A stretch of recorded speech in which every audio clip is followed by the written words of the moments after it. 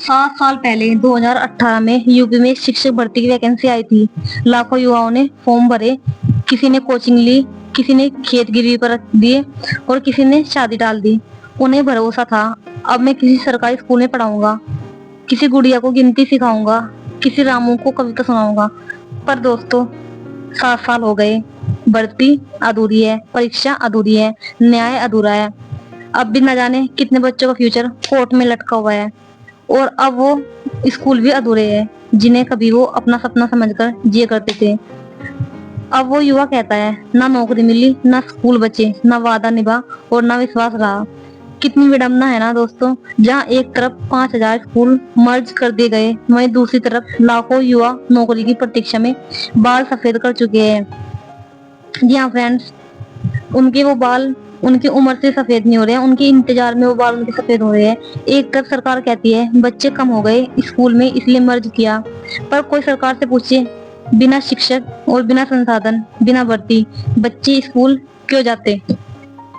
गुड़िया की माँ खेतों में काम करती, गरीब बच्चों की माँ खेतों में काम करती। बाप एक मजदूर था, गुड़िया का स्कूल उसके गांव के बीच में था, जहाँ वो रोज जाती थी, मिट्टी में खेलती थी और बैल से बकरी सीखती थी। पर अब स्कूल मर्ज हो गए, अब स्कूल 4 किलोमीटर दूर है। गुड़िया पैदल जाती है तो कभी गिरती है, कभी देर हो जाती है तो टीचर डांट देती है, समय से नहीं आती हो तो मत आया करो। किसे बताए वो बच्ची, वो गरीब की बेटी, स्कूल जाना उसके लिए त्योहार जैसा है, पर अब वो भी उससे छिन गया। जी हाँ फ्रेंड्स, 5,000 स्कूलों का मर्ज होना ये बदलाव नहीं, बर्बादी है। सरकार कहती है एनरोलमेंट कम था, टीचर कम थे तो मर्ज जरूरी था, अच्छी क्वालिटी लेके आएंगे तो इसलिए मर्ज करना जरूरी था। पर क्या सरकार को ये देखा कि स्कूल से सिर्फ किताबें नहीं मिलती, वहाँ एक गरीब माँ को विश्वास मिलता था कि उसका बच्चा भी एक दिन कुछ बनेगा। अब ना पास का स्कूल है, ना समय पर पढ़ाई, ना गर्म भोजन, ना वो माहौल जो बच्चों को सपना देखने देता था। कौन जानता है कि गरीब पर क्या बीतती है। वो किसान बाप जो रोज अपने बेटे को पीठ पर बिठाकर पुराने स्कूल तक ले जाता था, अब टूट चुका है। वो माँ जो पहली बार अपनी बेटी को स्कूल भेजती थी, अब कहती है बेटा इतनी दूर कैसे भेजूं, रास्ता भी सुनसान है, बारिश में सड़क पर पानी भी भरा हुआ है। 5,000 स्कूल मर्ज हुए हैं, पर साथ ही मर्ज हुए हजारों सपने, हजारों माओ की उम्मीदें और हजारों बच्चों की मासूमियत। और हाँ फ्रेंड्स, अस्पतालों की तो पूछो ही मत, अस्पताल भी मर्ज कर दिए गए हैं। गांव के छोटे अस्पताल अब शहरों से जुड़ गए हैं, पर गांव वाले बीमारियों लेकर शहर तक कैसे जाए ये कोई नहीं पूछता। रामू को बुखार 103 था, माँ उसे लेकर 6 किलोमीटर दूर मर्ज किए गए अस्पताल में पहुंची, पर रामू अब नहीं रहा। जब तक वो वहां पहुंची तब तक रामू ने अपने प्राणों की आहुति दे दी। स्कूल में पढ़ने की उम्र में अब बच्चे जान गंवा रहे हैं। ये कैसा विकास है जो गरीब से उसकी सांस तक छीन लेता है। एक गांव है जहाँ पहले स्कूल की घंटी बजती थी, अब वहाँ सन्नाटा है। जहाँ बच्चे गिनती सीखते थे, अब माँ बाप आंसू गिनते हैं और वो आवाज गूंजती है, अगर हमारा बच्चा गरीब है तो क्या उसे पढ़ने का हक नहीं है? ये 5,000 नहीं, 5,000 बार संविधान की आत्मा को रौंदा गया है। शिक्षा मर्ज नहीं होती, उसे मजबूत किया जाता है। अस्पताल घटाए नहीं जाते, उन्हें बढ़ाया जाता है। सरकारों से सवाल नहीं, संवेदनशीलता की मांग है। मर्ज करना है तो भ्रष्टाचार को करो, मर्ज करो अनदेखी को, पर मत मर्ज करो गरीब के बच्चों के सपनों को। क्योंकि जब स्कूल मर्ज होते हैं तो बच्चे गिर जाते हैं, जब अस्पताल मर्ज होता है तो उम्मीदें मर जाती है। फ्रेंड्स, मैं इस न्यूज से इतनी दुखी हुई हूँ, इतनी परेशान हुई हूँ कि मैं आप लोगों को नहीं बता सकती। बिकॉज मेरे ऊपर मानो ऐसा लग रहा है जैसे कि मुसीबतों का पहाड़ टूट पड़ा। 2018 में जो वैकेंसी आई थी, मैं उसमें 1 नंबर से रही थी, और उस टाइम भी मेरे आंखों में खून के आंसू थे कि मैं 1 नंबर से रही। लेकिन अब तो मेरी जो उम्मीद थी वो भी खत्म हो चुकी है।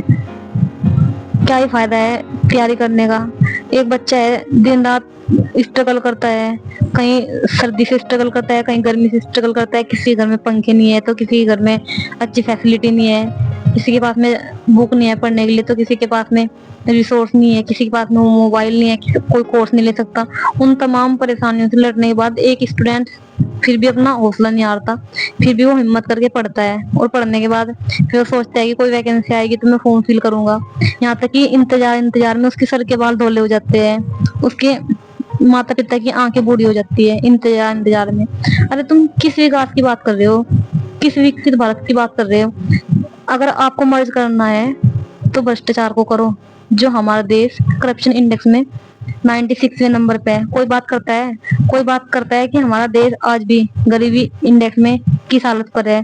कोई बात करता है कि आज भी हमारा देश भुखमरी में किस स्थान पे है? क्या कोई बात करता है कि आज भी करोड़ों युवा बेरोजगार है, सड़कों पर दर बदर की धक्के खाते हैं, 10-10 हजार की 55 हजार की नौकरी करते हैं, जिन्होंने मास्टर डिग्री की हुई है, जिन्होंने पीजी की हुई है। ये स्थिति है हमारे देश की, ये स्थिति है हमारे देश के आधुनिक युवा की, जो दिन रात बस यही सपने देखता है कि काश कोई वैकेंसी आएगी और मैं इसमें फॉर्म फिल करूंगा। यहाँ तक कि सरकार, मैं तो ये कह रही हूँ कि आप बंद करा दीजिए बीएड कॉलेज, बीटीसी कॉलेज बंद करा दीजिए। यूपी टेट सी टेट क्यों कराते हो जब आप स्कूल मर्ज कर रहे हो? स्कूल मर्ज का मतलब तो ये है ना कि अगर वहाँ पे एक दो स्कूल है किसी गांव में तो उनको दोनों को हटा दोगे या एक को हटा दोगे, या फिर स्कूल को 4-5 किलोमीटर के दायरे में उसको रिप्लेस कर दोगे। अब आपने कभी सोचा है कि जो बेचारे गांव की जो स्थिति है, आज भी हमारे गांव इतने पिछड़े हुए गांव हैं कि 2 टाइम का खाना भी लोग नहीं जुटा सकते, और अगर जुटाते भी है तो उनके पास में इतना बैंक बैलेंस नहीं है, इतना पैसा नहीं है कि वो अपने बच्चों को अच्छी शिक्षा दे सके, अच्छे ट्यूशन दे सके, अच्छे स्कूल में भेज सके। ये तो जो हमारा मौलिक अधिकार है, वो तो सुना होगा ना, बाबा साहब भीमराव अम्बेडकर ने एक बात बोली थी कि शिक्षा वो शेरनी का दूध है, जो पिएगा वो दाड़ेगा। अब उस शिक्षा को इतना वो कर दिया गया है, मर्ज कर दिया गया है। अरे शिक्षा को मर्ज नहीं किया जाता, शिक्षा को बढ़ाया जाता है। हॉस्पिटल को मर्ज नहीं किया जाता, हॉस्पिटल को बढ़ाया जाता है, क्योंकि वहाँ पे हजारों लाखों हमारे बच्चों का फ्यूचर बनता है, जो हमारे देश की आने वाली पीढ़ी के लिए, राष्ट्रीय पीढ़ी के लिए एक पिलर खड़े होते हैं। अधिकतर जो बच्चा कामयाब होता है वो गवर्नमेंट हॉस्पिटल में पढ़ा, सरकारी हॉस्पिटल में पढ़ा हुआ बच्चा कामयाब होता है, क्योंकि उसको पता है कि कैसे दर बदर की ठोकर खाने के बाद में वो वहां तक पहुंचता है, वो स्ट्रगल करता है बच्चा। और अब तो उन उम्मीदों पे, उन सपनों पे ही ताला लग गया जब 5,000 प्राइमरी स्कूल गवर्नमेंट सरकार ने मर्ज करने के आदेश दे दिए, मर्ज कर दिए गए थे।